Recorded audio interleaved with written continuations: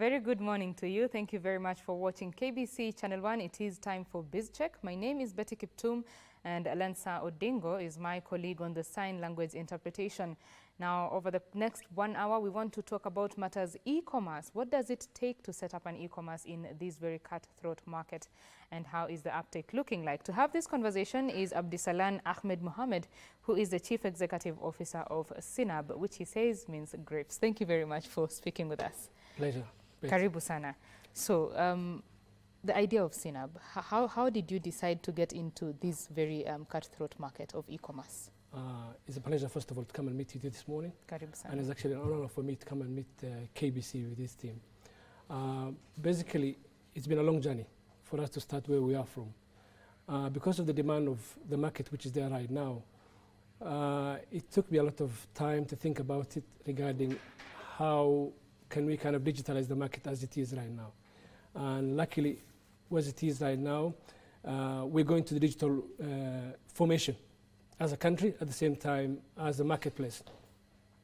So it's been a bit of a journey regarding to where we are right now. But as it is right now, we're very grateful for the community that actually give us a bit of support of where we are right now.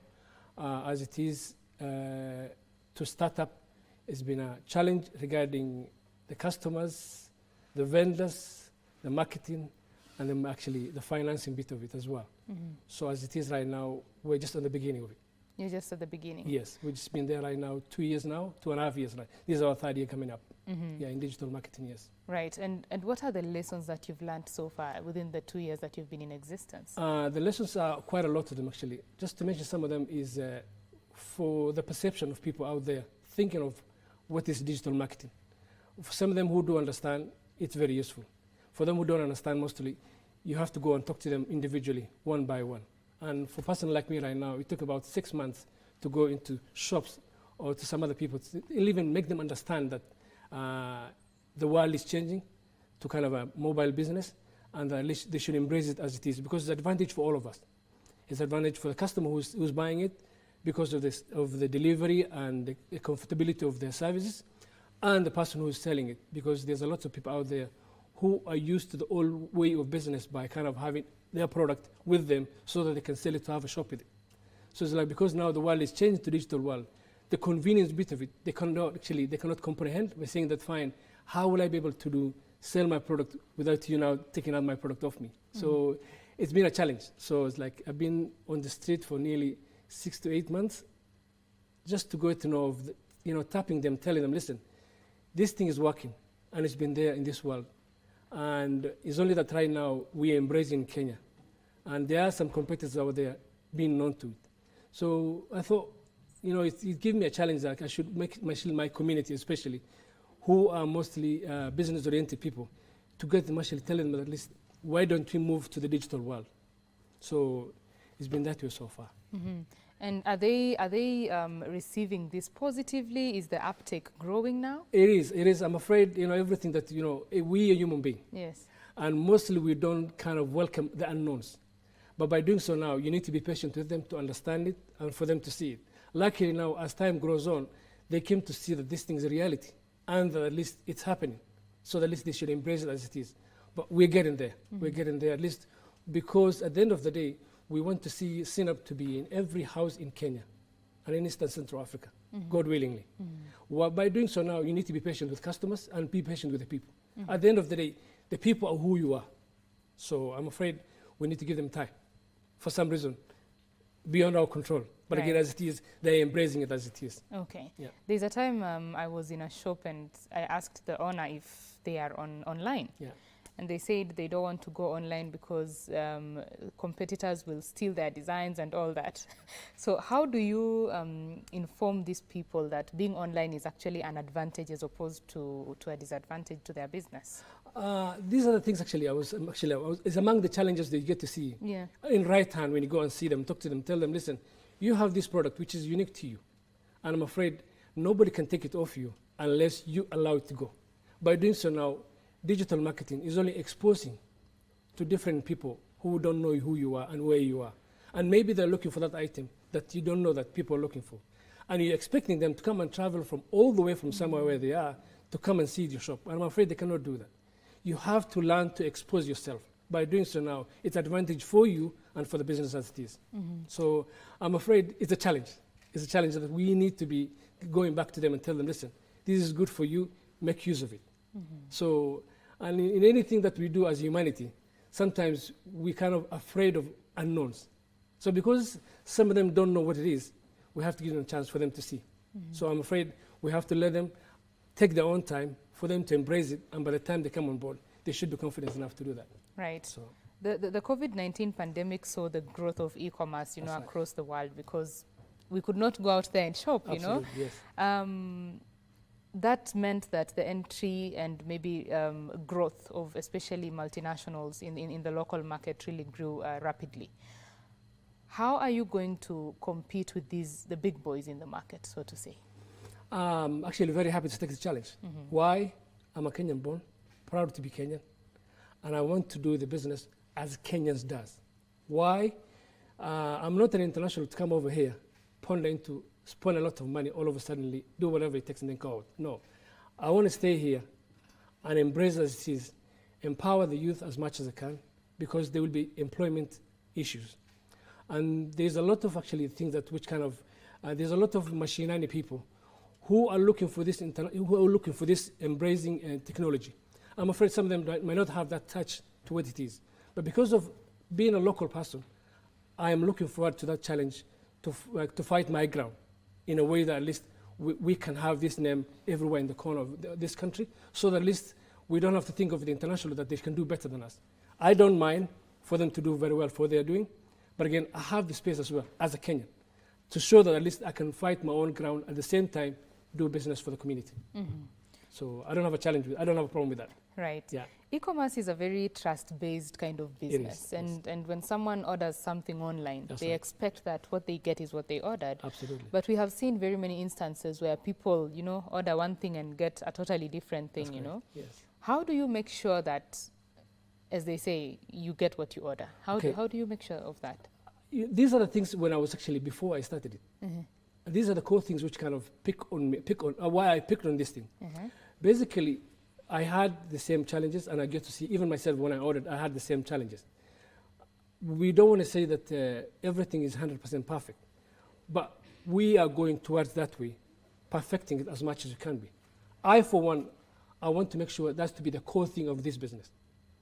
Trust, at the same time delivery on what it is that is. Because these are the summer conditions which I'm going to be putting, and I've already put into the vendors who are providing these services to the community. By doing so now, I'm trying to bridge that bridge, put it together, so at least the customer should be confidently understand that what they are buying for is what they're getting. Yes. How about, of course, this is the logistics industry, things happen. Absolutely. How is the return policy when someone orders something, maybe they didn't get what they wanted? How is the return policy? It is one of the conditions that at least there is about 14 days waiver that at least somebody can deliver back their product. And even though we're still negotiating with most of our vendors, for them at least to give us a bit of a leeway, so at least the customer can be considered and can be kind of considered better in a way that at least whenever they return back, they should not have that hassle to think about, am I getting back my stuff or not? In this way now, we're trying to put that surety to the people at the same time to our vendors and saying that, listen, if this product is faulty, you should be able to look after it as much as you can. Because after all, it's within the law. Right. Yeah. I mentioned the logistics bit of the industry. It thrives on logistics. Absolutely, yes. Currently, there are very many supply chain issues across the world. I mean, the Red Sea and the shipping lines being diverted across the continent. Is this affecting business? In everything that happens in this world nowadays, it's intertwined. Yes. So it's like it's facing each other. But again, we're human beings. We're here to solve problems, not to stick with the issues. Now, obviously, there's issues, yes. Obviously, there's kind of limitation to some things sometimes. But again, we don't want to sit down as business people saying that, oh, there's a problem there, we cannot solve issues. But again, as it is right now, we're there for the challenge. And as much as we want to kind of fulfill the promise of our customers, we will do whatever it takes. Yeah. You'll do whatever it takes. That's right. the warehousing bit of it, how do you handle it? Are you the ones who have the warehousing, or is it the suppliers who deliver these products? Are you just a conduit? How does it work? Basically, it used to be before that you should have a big warehouse, and there's a lot of expenses to it. Now with this digital marketing, it's more way better than it is right now, because as long as the customer orders for it, the vendor knows what's been ordered for it, what kind of brand, what kind of model, what it is. We do the delivery, the rest of it. So we actually right now negotiating with a big company now, giving us space to use as a warehouse. But for now, we do digitally, that we don't need to keep it as it is, because the larger the items comes along, the more space we're going to be needed. But for now, we kind of transact and say, fine, this customer's ordered for this, could you be able to deliver as quick as you can? And we do the rest of it. Yeah. Kenya is looking to move to more manufacturing, more consumption of locally made goods. That's right. Is that something that the e-commerce industry can help the country achieve? I mean, what is the place of the e-commerce industry in ensuring that we buy local? I am actually looking forward to that. Why? Because at the end of the day, the manufacturer is manufacturing for the customer. And I'm trying to bring that side of the cake. At the end of the day, we work together. Because what it is, he's manufacturing for the purposes, for him to go and display to someone so that they can buy it. And I can do that for him as well. So in most cases, we're all winning together. We work together, we look forward together to the market. They give me the challenge, I work on my homework at the same time, see if at all I can look after my customers, see if at all I can get them a very good deal. Because if you manufacture locally, it should be cheaper, to my thinking. By doing so now, we'll be having more easy to sell it to the customers who are within their home area, vicinity. Because at the end of the day, e-commerce is there to kind of satisfy that person who is staying at home, who cannot manage to go to the market and do ABCD for them. So that's why we're filling the gap for them. So we're looking forward to that challenge, and hopefully very soon they're going to do that. Right. Yeah. When you're onboarding the suppliers now to the platform, what do you look for, and how do you ensure that it is what your customers need? Basically, in business, it starts with trust, first of all. Without trust, there's no business. Secondly, we will have to, actually most of it, verify the product they're uploading before they kind of put it into the system. We have the right to do that. By doing so now, we will check on what exactly are they putting on, and by doing so now, we'll verify before we deliver to the customer. That's our work for us to do that, because we're bridging the gap between the customer and the supplier. By doing so now, we need to do our work diligently by getting to know what exactly are we providing to the customer this asked for. So we will be looking to that security at the same time, make sure that the customer who is uploading this product, we get to see that these things are the right things that he's displaying, and they're the right things to be actually provided to the customer. Without that, I'm afraid we cannot work with such vendors. They have to be trustworthy. Secondly, they have to provide what they actually, we have to verify them of all the things that they're doing. All right. Yeah. So there are instances where a supplier can be blacklisted? Yeah. I'm afraid so. Yeah, he has to, because at the end of the day, no one is perfect. We'll try to give them a chance for them to rectify their mistakes. If they don't do so, I'm afraid I have to have a customer to look after, which I don't want to damage. And that's our reputation for all of us. Right. Yeah. Trust at the end of the Absolutely, day is very 100%, important. 100%. How about now for the customer side? Can a customer be blacklisted? It depends. It depends on the situation where they're going to be. Okay. If they don't want to pay for the product, how will I be able to come and work with them? As much as I look after the customer, I have two customers to look after, who is my vendor at the same time, my buyer. So in this situation now, I have to do whatever extra mile to take care of both of them, because they're all delicate to me and they're all important to me. By doing so now, if the person is not ready to pay the money, at the same time he's not there to be delivered. The address, say like he said, you have to deliver to this address, and he's not there. Who is he to blame? No one. So in this situation, we'll give them a chance for them to come and pick it up from where we normally secure some points, wherever it is. If he comes out there and delivers his ID to prove who he is, we're sorted. If it's not, I'm afraid we have to cancel the business. The consumer.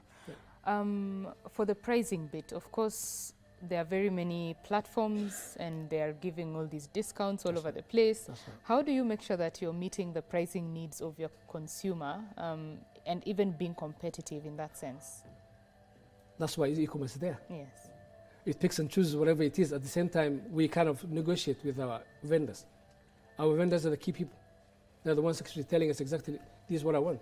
And maybe my competitor kind of telling me they're selling that product in different price, which I'm getting different discount. So it depends. There's always in business, we cannot say everything is 100% perfect, but we work within what we have. So we're ready to take the challenge as it is.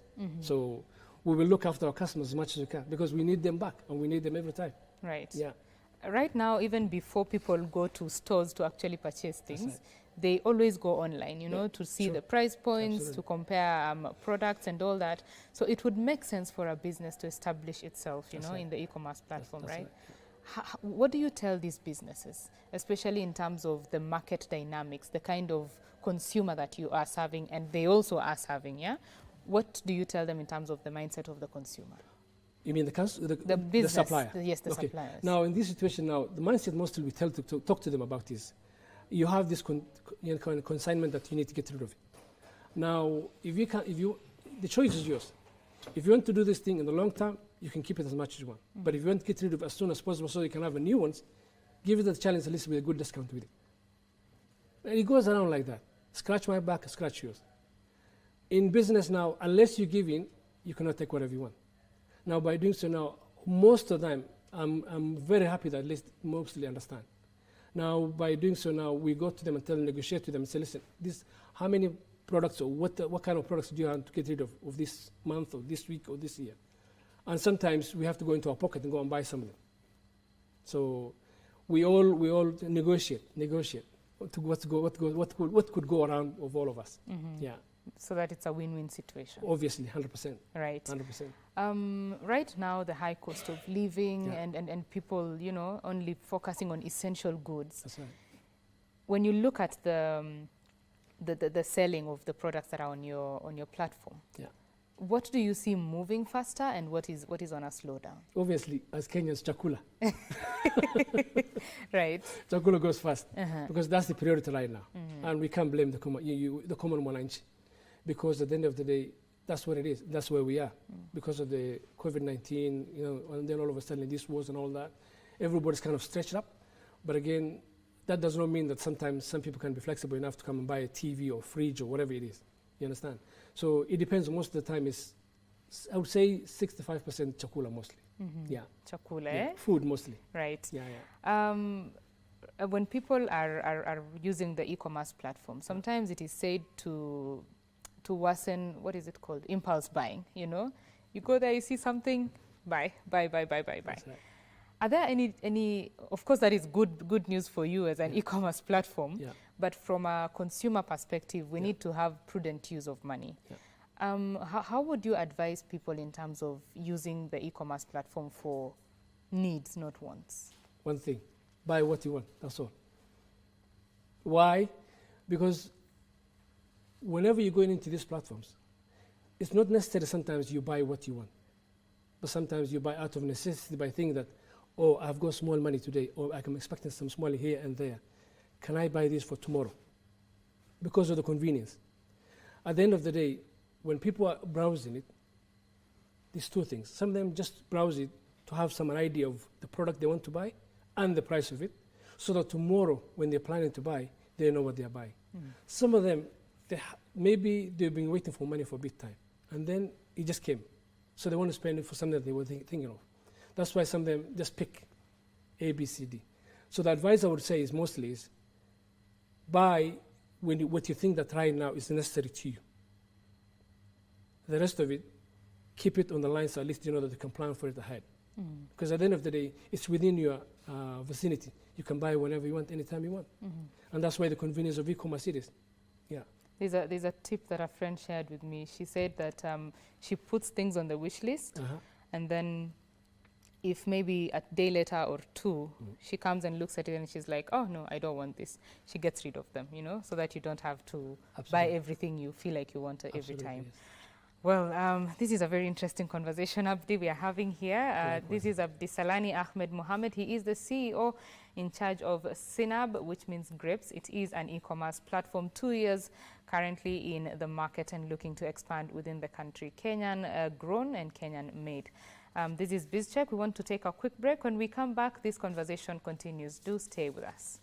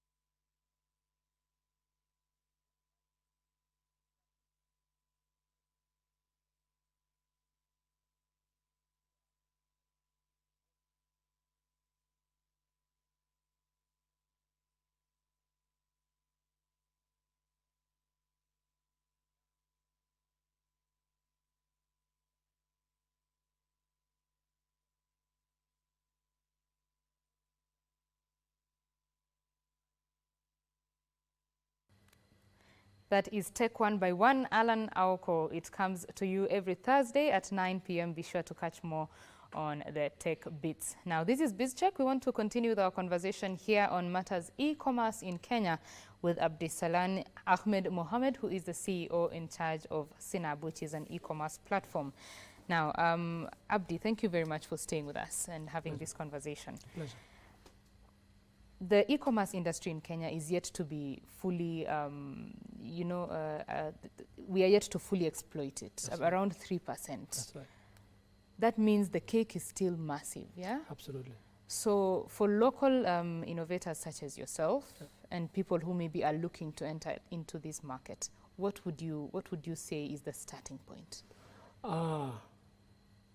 Have an intention, first of all. Okay. And to be ready to take the challenge.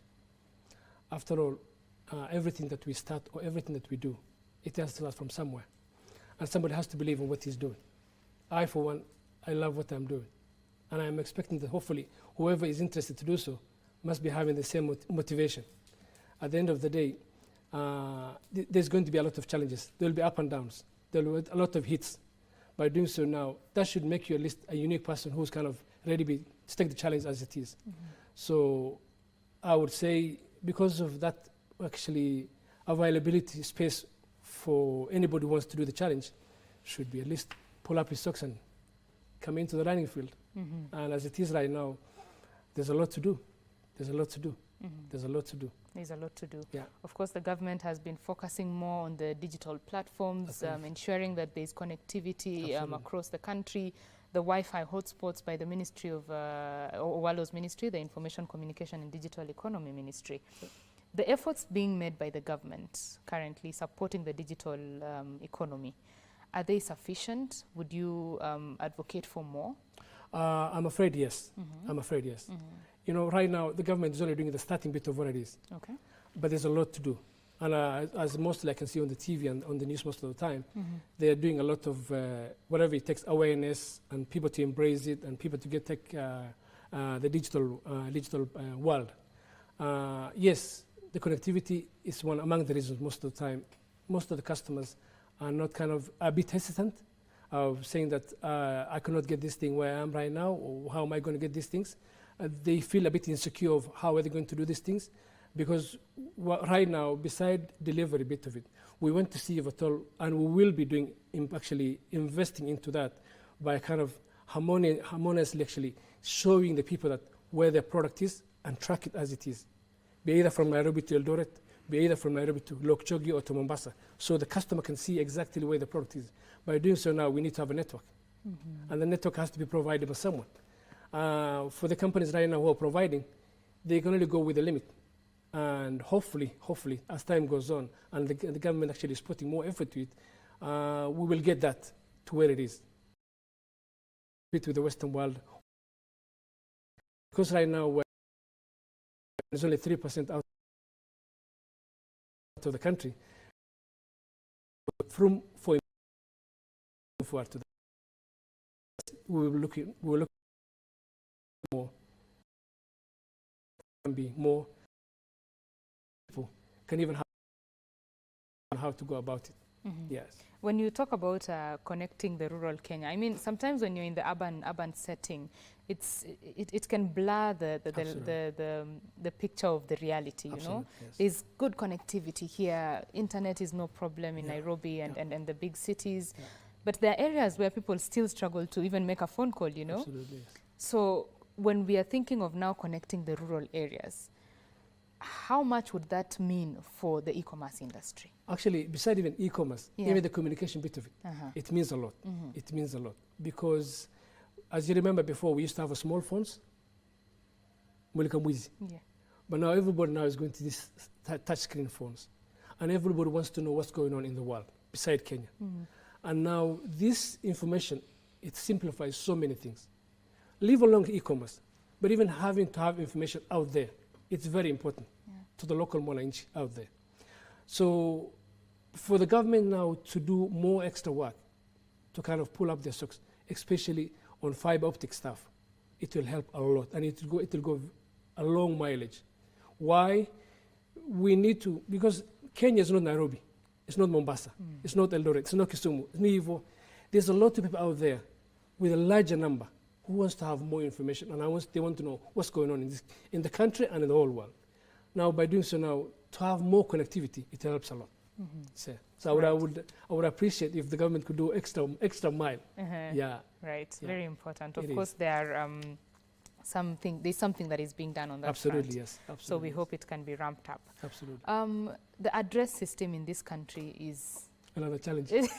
it's a big problem. It is, Yeah, it is, when it you is. want to have something delivered somewhere, you have to keep making phone calls. You Absolutely. know, especially to the border guys, Absolutely. and it's a mess. It Of is. course, the government is trying to sort that out. Yeah.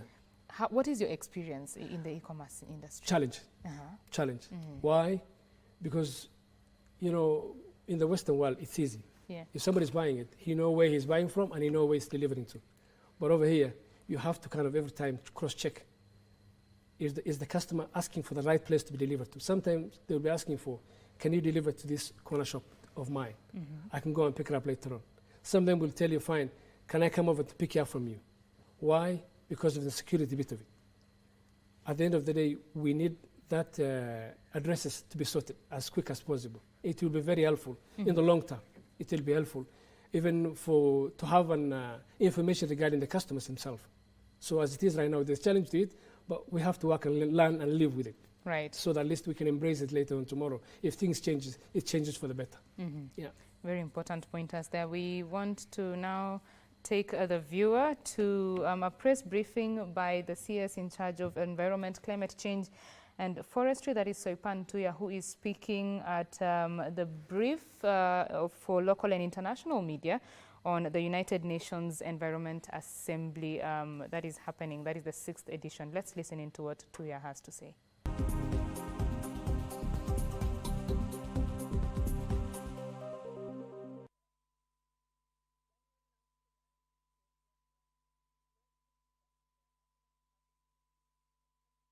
To continue with the conversation on matters e-commerce, and it is with Abdisalan Ahmed Mohammed, who is the CEO in charge of an e-commerce platform called Sinab. Now, Abdi, before we took that particular link, we were talking about the challenges of the address system in the country and how that is impacting the e-commerce sector. What exactly will it take for Kenya to achieve a functioning address system? I think it has to start first of all with educating people how useful it is and how useful it is in terms of communicating. Because before, when we were young, we used to have a PO box and you have to go to the post office to go and collect your letters. But this address now, it'll help the postman to easily come and deliver to the house, where if it's an important information regarding hospital appointments or any transaction that you do with any human being, because they want to know where you live, it'll be easier. So we need to have at least, first of all, a public education of how useful it is and how helpful it's going to be in the long term. But for now, because we used to the PO box and we still stuck to that, I think the government should do a bit of education-wise, kind of embracing that if we go to home addresses, postal address will be more useful to the community and to everyone as it is so far. But because at the end, the other side of it, we used to live in rural areas most of the time, and now we moved to cities. And the people in the rural areas don't even have a post office, don't even have an address. So now in this situation now, the address could be more helpful and more handy enough for people to understand where things are going about and how to be reached into. Because at the end of the day, reaching to each other is very useful and it's very educational. So I would say the government should take the first initiative of educating on embracing to having that. Right, and of course this would be very important for the government in terms of even service delivery to the people, Absolutely, right? yes, absolutely, absolutely, yes. It will make a lot of help. It will help a lot. It will help a lot, yes. Right. So as we come to a close of the conversation, Abdi, I'm curious to know from your perspective, what is the future of e-commerce in this country? Honestly, the sky is the limit. Because, as you say, there's only 3% as it is right now, and there's a lot to learn from it. We're learning more, we're seeing more. Now, having to say that because of the kind of the curious thing which is there right now, it's an AI. AI is kind of changing the game. So the game is changing towards, actually, towards the better help of the customer and everyone's information. So by doing so now, I think there's a lot to learn. And only a stupid person will say, I don't know what's going to happen.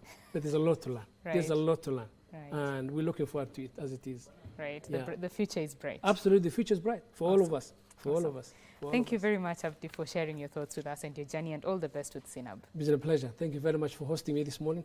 And actually, all I can say is I'm very grateful for what you did. Awesome. And hopefully, our customers get to know that at least we're doing business so far. Awesome. Thank you very much. That is Appreciate Abdisalan Ahmed Mohammed, the CEO in charge of Sinab, talking about matters e-commerce, the challenges that they have faced within the 2 years that they have been in business, and that the future is indeed bright. The cake is massive. It is yet to be eaten even halfway, just 3%. So the e-commerce industry in Kenya is growing, and let's see how Sinab goes. Well, that is the first interview this morning on Biz Check. When we come back, we'll be talking about matters financial and investment planning. What do you need to know before you invest? How do you even save for investment? All that is coming up after this short break. Do stay with KBC Channel 1.